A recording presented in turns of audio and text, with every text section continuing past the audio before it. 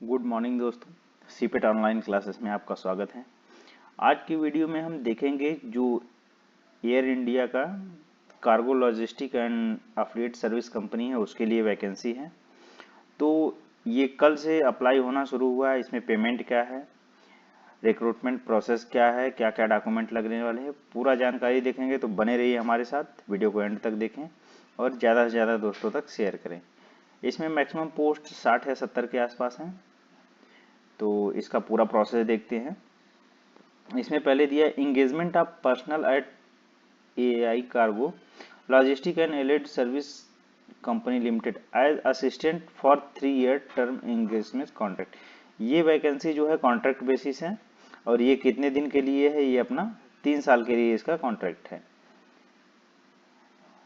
इसके लिए आपको ये 3 साल का कॉन्ट्रैक्ट है और नंबर ऑफ वैकेंसी टोटल है, ये तिरुपति में 9 पोस्ट है, त्रिची में 23 है, मदुरई में 9 है और भुवनेश्वर में 9 है और उदयपुर में 12 है। और इसका एप्लीकेशन का लास्ट डेट क्या है, 2 तारीख 7वां महीना 2026 है। अब इसका स्टार्टिंग है, आज से इसकी स्टार्टिंग है 11 तारीख 6वां महीना 2026 से इसकी आज से स्टार्टिंग है। एलिजिबिलिटी क्या है इसमें, एलिजिबिलिटी है इसमें 12th from recognise board or university. किसी भी बोर्ड आर यूनिवर्सिटी से आपका 12वीं पास होना चाहिए 60% बेस पे, उसके लिए आपका 60% रहना चाहिए। वो भी जनरल ओबीसी कैंडिडेट के लिए, बाकी सभी के लिए यहाँ पे एससी एसटी के लिए 55 रहना चाहिए। अब ये उसको हिंदी और इंग्लिश लैंग्वेज आनी चाहिए और वहाँ की जहाँ भी आपका पोस्टिंग हो रहा है वहाँ पे लोकल लैंग्वेज आनी चाहिए। 12वीं में उसका या परसेंटेज बेस पे न्यूमेरिक रहना चाहिए या सीजीपीए ग्रेड रहना चाहिए। एज लिमिट क्या है, 1 तारीख 6वां महीना 2026 को, 1 जून को उसका 27 साल होना चाहिए, यानी 27 साल से ज़्यादा नहीं होना चाहिए, उससे कम ही रहना चाहिए, 18 से 27 के बीच में। जॉब प्रोफाइल का है, job profile will include assistant operational work at airport, assistant to passenger bagging handling, यानी जो लॉजिस्टिक सपोर्ट रहता है उसके अकॉर्डिंग ये वैकेंसी, उसके रिकॉर्डिंग लोडिंग एंड अनलोडिंग है, बैगेज जो कार्गो शिप में बैग लोडिंग अनलोडिंग होता है उससे रिलेटेड है।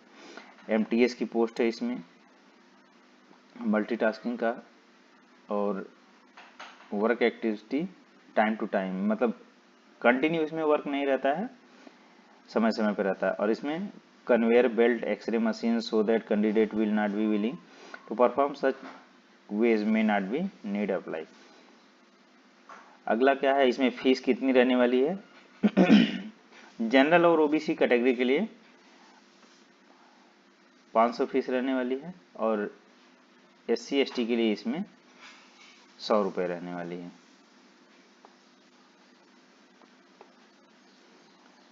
अब अगला क्या है इसका ये excluding of bank other taxes, उसके अलावा जो आप फीस पे करेंगे उसमें बैंक का अलग कुछ टैक्स जो भी है जीएसटी वीएसटी उसमें ऐड रहेगा।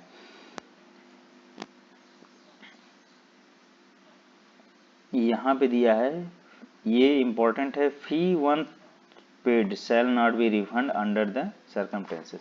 अगर आप फी पे कर रहे हैं फर्स्ट टाइम पे, अगर पे हो जा रहा है, अगर शो नहीं कर रहा है तो आप दोबारा मत करिए जब तक वो 24 घंटे 48 घंटे बाद कंफर्मेशन ना दे दे उसमें।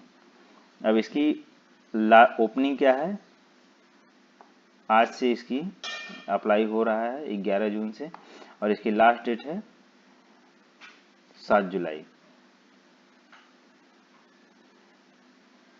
अब सिलेक्शन प्रोसीजर इसका क्या है, candidate are required to submit their application form 2/7/2026 तक, यानी तब तक आप ऑनलाइन मोड से कर सकते हैं।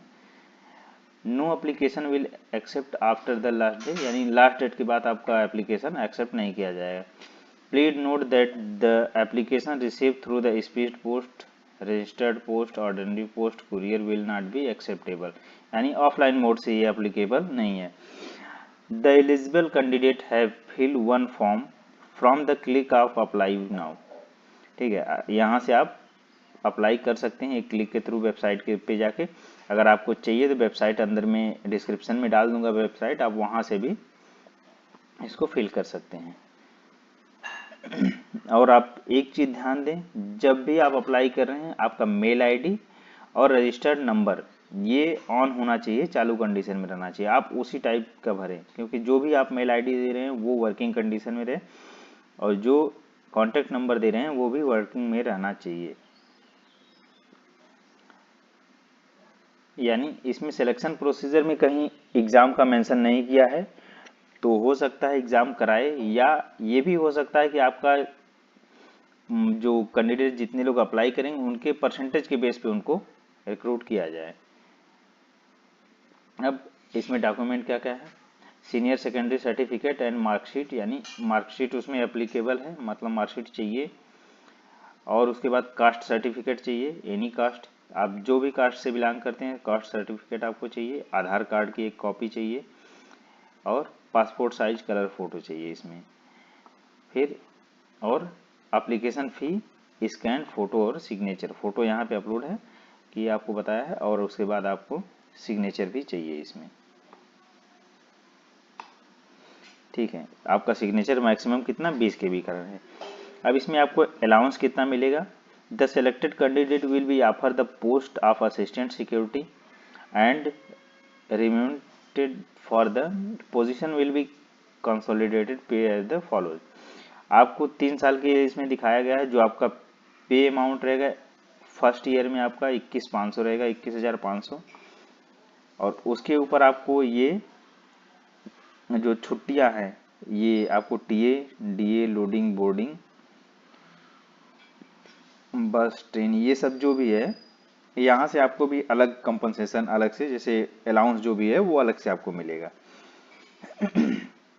लीव्स कितनी है, 18 आपको एक साल में लीव मिलेगी, प्लस 12 हाफ ईयर लीव मिलेगी। हाफ पे यानी कि हाफ पे लीव 12 आपको मिलेगी, 9 CL मिलेगा और 2 HR लीव RS लीव मिलेगी। ठीक है, तो टोटल छुट्टी आपकी लगभग लगभग ये हाफ मिलेगा, यानी कि आपका जो भी एक दिन का पेमेंट उसका आधा पे होगा उसमें, यानी 18 2 20 29 लगभग 35-36 के आसपास आपको लीव मिल जाएगी। तो ये टोटल आपका अमाउंट इतना दिखा रहा है, बट इसमें आपका जो अलाउंस ऐड होगा तो वो लगभग 30-35 तक जाएगा या ज़्यादा भी जा सकता है उसमें। वो सिटी के ऊपर है, कौन सी सिटी में आपकी पोस्टिंग होती है।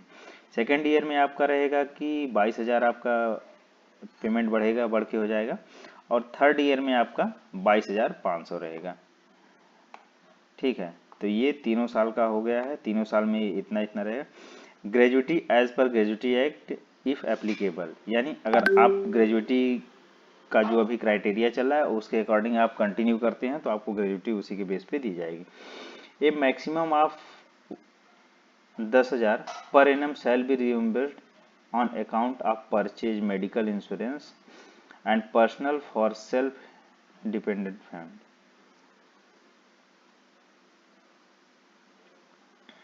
तो ये आपको मेडिकल अलाउंस के तौर पे मिलेगा। अब इसमें कंडीशन क्या है, जनरल कंडीशन क्या है, नेशनलिटी जो यहाँ पे दिया हुआ है, आदमी क्या इंडिया का नागरिक होना चाहिए, और उसकी एज जो है इंडिया का नागरिक होना चाहिए। अप्लाई किस पोस्ट के लिए अप्लाई कर रहा है उसके लिए उसकी क्राइटेरिया जो ऊपर बताया गया है वो सब डॉक्यूमेंट उसके पास रहना चाहिए।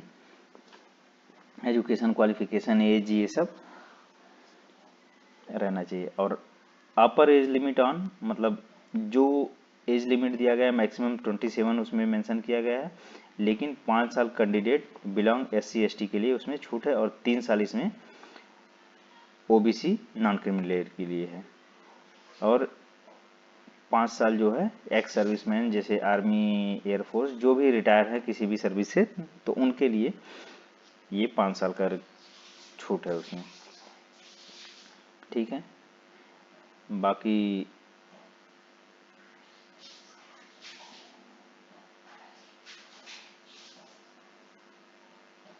ठीक है, यहाँ पे वो उनका क्राइटेरिया पूरा है। क्या क्या डॉक्यूमेंट अपलोड करना है, इम्पोर्टेंट इंस्ट्रक्शन क्या है, ग्रेजुएशन लेवल पे या candidate who have higher percentage of mark in graduation level will be called for the first online interaction in phase manner. यानी अगर जिनका ग्रेजुएशन में ज़्यादा परसेंटेज रहेगा उनको पहले, यानी इसमें सेम हम बोल सकते हैं कि वैकेंसी जो है उसी के अकॉर्डिंग है। सपोज कोई इसमें जनरल क्राइटेरिया दिया है 12वीं, बट जिसका हायर क्वालिफिकेशन रहेगा उसके सीक्वेंस में ये सामने वैकेंसी को फिल करेंगे। ठीक है। बाकी ये नोटिफिकेशन हम अपने टेलीग्राम ग्रुप में भी डाल देंगे, तो आप वहाँ से पूरा देख सकते हैं। और जितने लोग हैं जिनको नहीं पता है वो डाल सकते हैं जो डालना चाहते हैं।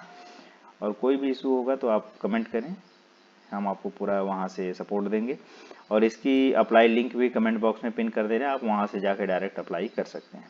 Thank you.